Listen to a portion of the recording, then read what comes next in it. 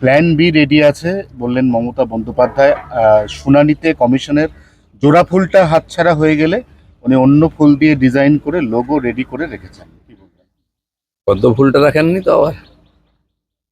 দেখুন, এইসব জোড়া ফুল গোটা ফুল চলতেই থাকবে। আজকে ফুল নিয়ে কি করবেন? পার্টির অফিস, পার্টির অ্যাকাউন্ট কিছুই তো নেই হাতে। আর যারা চালাবে এমএলএ এমপি থেকে কর্মী, তারাও নেই সঙ্গে। অস্তিত্ব রক্ষার লড়াই লড়ছেন, স্টেটমেন্ট দিয়ে যে কদিন চলে। মালদায় টাকার পাহাড়, এখনো পর্যন্ত মালদার এক ব্যবসায়ী, তৃণমূল ঘনিষ্ঠ ব্যবসায়ী, 2.5 crore এখনো পর্যন্ত সিজ হলো। বহু ব্যবসায়ী এরকম আছে, নেতারা টাকা তুলেছে, ওদের কাছে দিয়েছে, সেই সোর্সটা খুঁজে বার করা।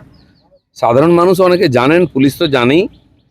ধীরে ধীরে পৌঁছবে হাত, আস্তে আস্তে সারা পশ্চিমবঙ্গ জুড়ে। এই যে সরকারি হাজার হাজার কোটি টাকা এসেছে কেন্দ্র থেকে, তার কোনো হিসাব নেই, তার কোনো খরচের কোথায় খরচা হলো কেউ জানে না।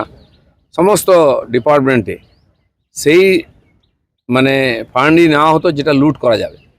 তাহলে আমাদের পঞ্চায়েত বিভাগেও বহু ফান্ড আছে, তার কাজ করে হিসাব দিতে হবে বলে সে ফান্ডই নেওয়া হতো না। হাজার হাজার কোটি টাকা নিত না, কারণ কি? তা লুটতে পারবে না। সাধারণ মানুষের কাছে টাকাটা যাক, সে চিন্তা ছিল না। তো সে শুরু হয়েছে, দেখুন অনেক দূরে ব্যাপার। শুভেন্দু অধিকারীর পিএকে হত্যাকারী হিসেবে যার নাম উঠে এসছে, তাকে সম্প্রতি উত্তর কলকাতার বিজেপির পোস্টারে দেখা গেছে।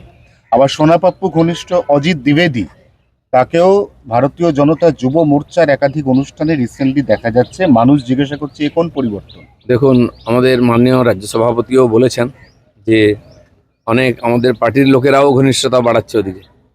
আমি জানি এখানে আশেপাশে বহু লোক আছে, কোটি কোটি টাকা নিয়ে ঘুরে বেড়াচ্ছে বিজেপিতে ঢোকার জন্য। টাকা তো সবার ভালো লাগে, কিন্তু এখনো পার্টি এদেরকে ঢুকতে দেয়নি। চিহ্নিত হচ্ছে, জানাও যাচ্ছে, আমরাও জানি কে কার সঙ্গে ঘুরছে কি করছে, কিন্তু ঢুকতেই পারে, ঘুরতেই পারে, কিন্তু পার্টিতে এইসব লোকের এন্ট্রি হবে না, এ ব্যাপারে সতর্ক আছে পার্টি। অভিষেক ব্যানার্জি টানা বিদেশ যেতে চাইছেন, আজকে সুপ্রিম কোর্টে তিনি মামলা করেছেন, দ্বারস্থ হয়েছেন যে বিদেশ যেতে চান। এখানে কোনো কাজ নেই তো, অভিষেক ব্যানার্জি কী করবেন? বিদেশ ঘুরে আসুন। রাহুল গান্ধী মাঝে মধ্যে 1-2 মাসের জন্য ফেরার হয়ে যান, খুঁজে পাওয়া যায় না। আমার মনে হয় সেই কালচারটা নিয়ে আনতে চাইছেন। আচ্ছা, জয় গোস্বামী তিনি কালকে বলেছেন তিনিও নাকি তৃণমূল আমলে থ্রেড কালচারের শিকার। এখন মনে হচ্ছে থ্রেট কালচার, মনে মনে বলছেন, তখন তো বলেননি কোনো যে তোমাকে থ্রেট করা হয়েছে। হয়তো হয়েছে কালচারে, কিন্তু কেন বলেননি, কেন মুখ খোলেননি? আজকে পাবলিক যখন হুটিং করছে তখন বলছেন। এতদিন তো ওদের সঙ্গেই ছিলেন, চুপও ছিলেন, না প্রতিবাদ করেছেন না কিছু করেছেন। কেন ওনাকে থ্রেট করবে? আরজি করের যে আন্দোলন হয়েছে তাতে গেছেন ওনারা? এটা তো কোনো রাজনৈতিক আন্দোলন ছিল না, এটি মেয়ের হত্যার প্রতিবাদে সমাজের প্রতিবাদ ছিল। তাকে তো অংশগ্রহণ করতে দেখিনি এই লোকগুলোকে। তো আজকে পরিস্থিতি খারাপ, মানুষ জিজ্ঞেস করছে যে আপনি কোথায় ছিলেন, দোষের কি আছে? জেপিএসসি পরীক্ষায় ঝাড়খণ্ডে, সেখানেও প্রশ্ন ফাঁস দেখা যাচ্ছে। এখানে জেএমএম এর সঙ্গে কংগ্রেসের জোট রয়েছে, তাহলে কি রাহুল গান্ধী একবারও বলবে না শিক্ষামন্ত্রী পদত্যাগের কথা? তিনি বলছেও না, কেন নরম? পাঞ্জাবে প্রশ্ন ফাঁস হয়েছে 3-3 বার, সেখানে আপ পার্টির সরকার। কর্ণাটকে বারবার হয়েছে, সেখানে কংগ্রেসের সরকার।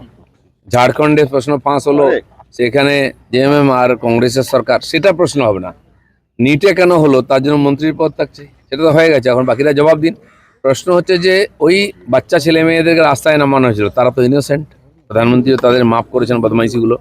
কিন্তু যারা তাদেরকে অপারেট করেছে, তাদেরকে রাস্তায় নামিয়ে নাটক করেছে, সেই লোকগুলোকে জিজ্ঞেস করতে হবে, এবং সেই কটা লোককে খুঁজে বার করতে হবে, আইনের সামনে আনতে হবে, যারা এই ধরনের উৎপাত করেছে। মাদক কারবারের তদন্তে নেমে দক্ষিণ দিনাজপুরেও সেখানে বিপুল টাকার হদিশ মিলেছে। দেখুন, টাকা তো সব জায়গায় আছে, মাদক বলুন, সোনা পাচার, গরু পাচার, পাথর বালি থেকে আরম্ভ করে, এবং সোজাসুজি সরকারি প্রকল্পের টাকা লুট হয়েছে। আমরা জানি, তার জন্য উন্নয়ন হয়নি। আই পর্যন্ত বেরোতো না, এখন সবে বেরোতে আরম্ভ করেছে, প্রতিদিন দেখবেন এগুলো বেরোচ্ছে। পুলিশের কাছেও তথ্য আছে, তারা কিছু করতো না, ভয়ে চাপ ছিল বলে। শুরু হয়েছে, চলবে এখন।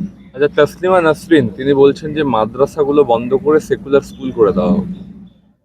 আগে উনি এ ধরনের কথা বলেছেন, এখন তো তিনি এক আইন ইস্যুসিও সমর্থন করছেন। এই সরকার যে কাজ করছে তার সঙ্গে উনি একমত হয়েছেন, বঙ্গবাসী একমত হয়েছে, উনি একমত হয়েছেন। ভালো কথা, উনি ওনার মত পরিষ্কার করে বলেছেন। দলের শৃঙ্খলা রক্ষা কমিটি তোলাবাজ নেতা কর্মীদের নিয়ে কি ভাবছি? এদের তো মানুষের কাছে ভুল বার্তা যাচ্ছে। শৃঙ্খলা রক্ষা কমিটি এই জন্য আছে যে পার্টির শৃঙ্খলা কেউ ভেঙেছে কিনা, বাইরে কিছু করলে তার জন্য পুলিশ আছে, তারা দেখবে। আর আমাদেরও বক্তব্য যে আমাদের লোকেরা যদি এই ধরনের কোনো উল্টোপাল্টা কাজে যুক্ত হয়, সাধারণ মানুষের অধিকার আছে তার বিরুদ্ধে কমপ্লেন করা, পুলিশও কমপ্লেন করা, পার্টিকে জানানো, পার্টি তার ব্যবস্থা নেয়। অলরেডি 200-250 লোককে আমরা সাসপেন্ড করেছি এবং এই প্রক্রিয়া চলবে। দলে তৃণমূলের বেতন ডাল আটকানো কিভাবে সম্ভব? না না, পার্টির পুরো সিস্টেম আছে, যে কেউ কাউকে প্রধান আমাদের প্রেসিডেন্ট বলে দিয়েছেন কাউকে না হবে না, তো কাউকে আমরা জয়েন করাচ্ছি না। হাজার হাজার লোক আসছে পার্টিতে জয়েন করার জন্য, না হয়নি কোথাও।